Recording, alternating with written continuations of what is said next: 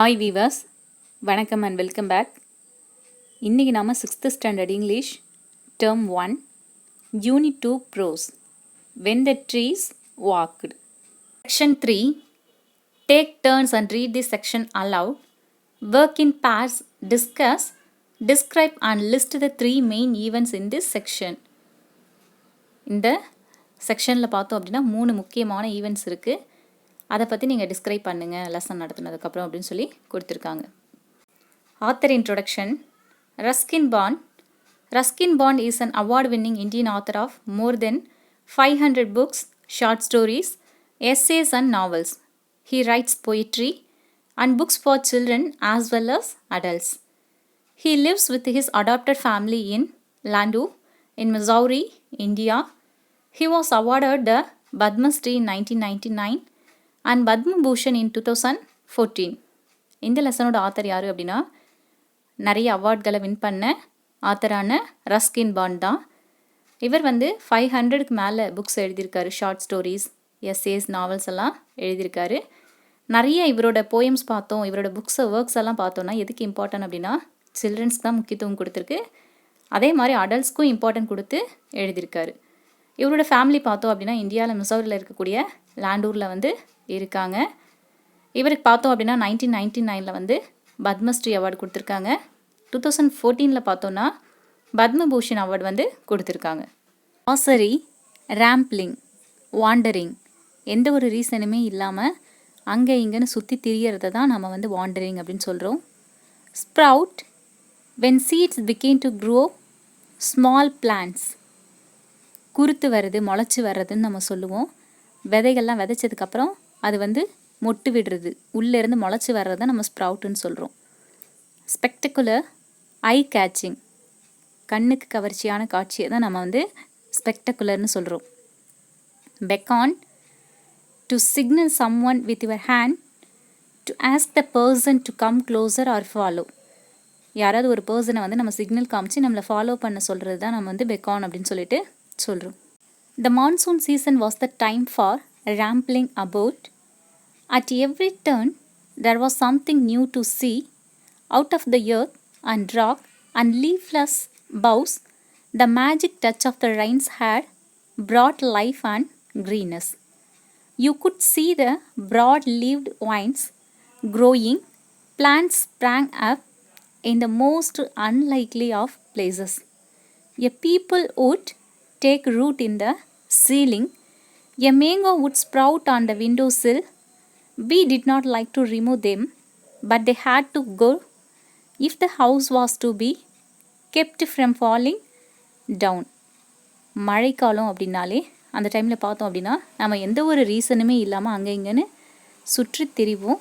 அந்த டைமில் பார்த்தோம் அப்படின்னா பார்க்குறதுக்கு சம்திங் நியூ, புதிய காட்சிகள் எல்லாமே இருக்கும். இவங்க எதை சொல்கிறாங்க அப்படின்னா நம்மளோட ஏர்த்துலேயோ இல்லை ராக்கு, மலையில் கூட என்ன பண்ணலாம் அப்படின்னா மரங்கள் என்ன பண்ணும் அப்படின்னா லீஃப்லெஸ், கிளைகளில் பார்த்தோன்னா இலைகளே இல்லாத மரங்கள் கூட என்ன பண்ணும் அப்படின்னா ஒரு மேஜிக் நடந்த மாதிரி பச்சை பசேல்னு எல்லா இடமும் ரொம்ப க்ரீனிஷாக இருக்கும். அதுதான் சொல்கிறாங்க.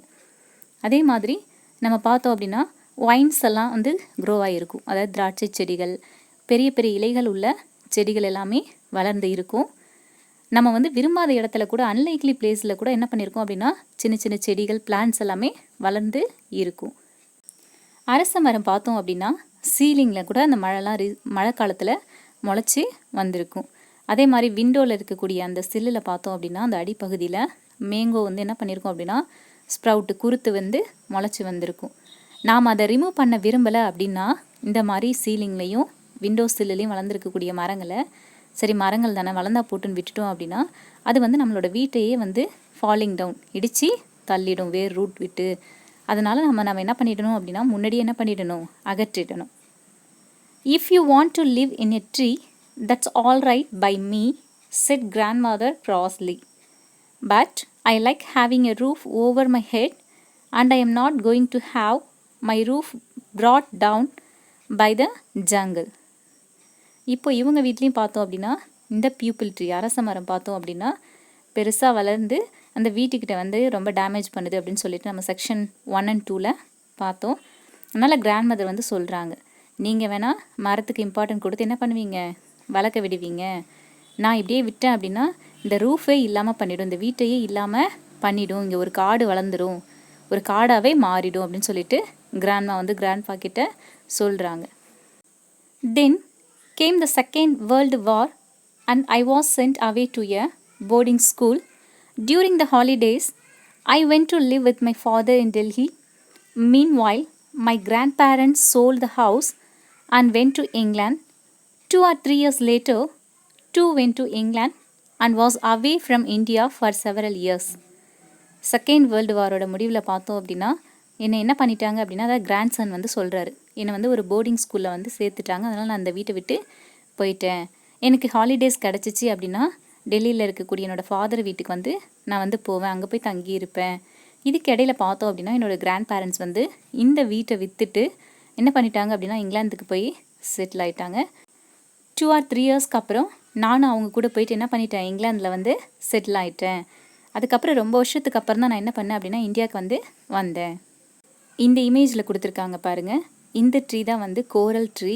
இது வந்து ரெட் கலரில் பூக்கள் பூக்கும். நம்ம செக்ஷன் 2ல் கூட பார்த்தோம் கோரல் ட்ரீ அப்படின்னு சொல்லிட்டு, இந்த ஃபாரினில் வளரக்கூடிய இந்த ட்ரீ தான் என்ன பண்ணியிருக்காங்க அப்படின்னா அவங்க வந்து தியோடரனில் வந்து அந்த வீட்டில் வந்து வளர்த்துட்டு இருந்தாங்க.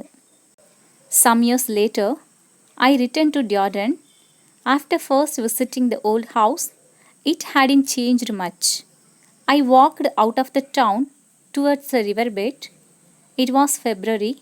As I looked across the dry water course, my eye was immediately caught by the spectacular red blooms of the coral blossom.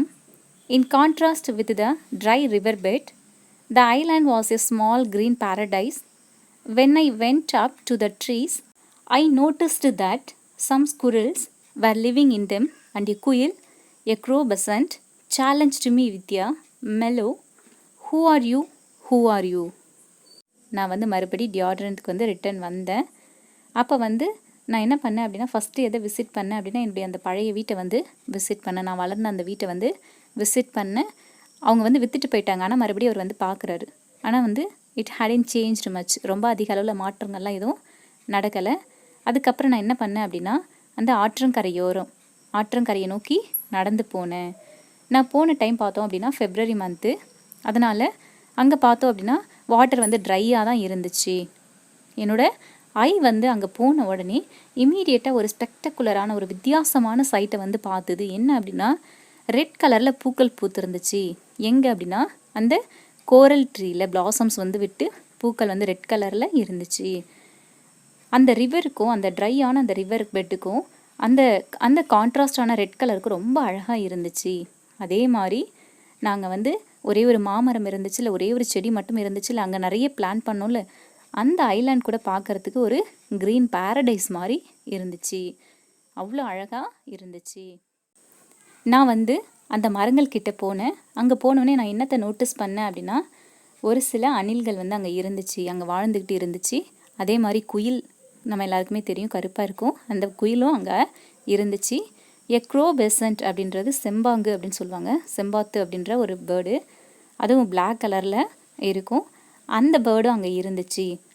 அதனுடைய சவுண்டெல்லாம் எனக்கு என்ன பண்ணுற மாதிரி இருந்துச்சு அப்படின்னா என்கிட்ட வந்து சவால் விடுற மாதிரி, நீ யாருன்னு சொல்லி கேட்குற மாதிரி இருந்துச்சு. But the trees seemed to know me. They whispered among themselves and beckoned me nearer. And looking around, I noticed that other small trees, wild plants, and grasses had sprung up under their protections. Yes, the trees we had planted long ago had multiplied. They were walking again. In one small corner of the world, grandfather's dream had come true. அந்த ட்ரீஸ்க்கு எல்லாமே எனக்கு தெரிஞ்சுது. ஏன்னா நானும் என்னோடய grandfather இருந்தால் அந்த செடிகளை வந்து அந்த மரங்களை வந்து நட்டோம். அதனால் அது எல்லாத்துக்குமே என்னை வந்து அடையாளம் தெரிஞ்சிச்சு. அது எல்லாமே ரொம்ப சந்தோஷத்தில் வந்து பெக்காண்டு சைகை காட்டி என்னை இன்னும் கிட்ட வா அப்படின்னு சொல்லி கூப்பிட்ற மாதிரி இருந்துச்சு அந்த மரங்கள், அந்த செடிகள் எல்லாமே. நான் போய் கிட்ட போய் பார்த்தேன். அங்கே பார்க்கும்போது நான் என்னத்தை நோட்டீஸ் பண்ணேன் அப்படின்னா நாங்கள் நட்ட செடிகள் மரங்கள் இல்லாமல் நிறைய ஸ்மாலர் ட்ரீஸ் எல்லாமே நிறைய அவங்க வந்து புதுசாக வளர்ந்து வந்தது. அது மட்டும் இல்லாமல் அது ஒரு பார்க்குறதுக்கே ஒரு காடு மாதிரி இருந்துச்சு. அங்கே நிறைய வந்து புல்கள், இது எல்லாமே சின்ன சின்ன செடிகள், இது எல்லாமே ஏற்கனவே இருந்த மரங்களோட ப்ரொடெக்ஷனில், பாதுகாப்பில் வந்து வளர்ந்து வந்தது. எஸ், ரொம்ப வருஷம் ஆச்சு. நாங்கள் வந்து பல வருடங்களுக்கு முன்னால் நட்டோம். இப்போது இன்னும் அதிகப்படியான மரங்களும் செடிகளும் அங்கே வந்து இருக்குது. இன்னும் மல்டிப்ளை ஆயிடுச்சு. நாங்கள் நட்டதை விட அதிகமாக மாறிடுச்சு. தேர் வாக்கிங் அகைன். இப்போ மரங்கள் எல்லாமே என்ன பண்ணுற மாதிரி இருக்குது. எங்கள் கிராண்ட்பா சொன்னாங்கல்ல, நடக்குதுன்னு சொன்னாங்கல்ல, அதே மாதிரி நடக்கிற மாதிரியே எனக்கு வந்து ஒரு ஃபீல் வந்து இருக்குது. In one small corner of the world. இந்த உலகத்தில் ஒரு சின்ன பகுதியில் என்னோடய கிராண்ட்ஃபாதரோடைய ட்ரீம் வந்து நிஜமாக மாறிடுச்சு. அவர் வந்து சொன்னார்ல மரங்கள் நடக்குதுன்னு, அதே மாதிரி பார்க்குற இடங்கள் எல்லாமே மரங்கள் தான் தென்பட்டுச்சு. அதாவது இந்த லெசன்லேருந்து என்ன சொல்ல வராங்க அப்படின்னா, நிறைய மரங்களை வந்து நம்ம என்ன பண்ணணும் அப்படின்னா, மரங்கள் நடணும், பிளான்ட் பண்ணணும். மரங்கள்கிட்டேருந்து நமக்கு நிறைய யூசஸ் இருக்குது. ரெயின் வருது, நிழல் வருது, அடுத்தது வந்து நல்ல வந்து சுத்தமான தூய்மையான காற்று வந்து கிடைக்குது. இது எல்லாத்துக்காகவும் நம்ம என்ன பண்ணணும் அப்படின்னா, மரங்களை வெட்டினா கூட அதுக்கு பதிலாக என்ன பண்ணணும், நிறைய செடிகளை வந்து பிளான் பண்ணணும்னு சொல்கிறாங்க. தேங்க்யூ ஃபார் வாட்சிங் திஸ் வீடியோ.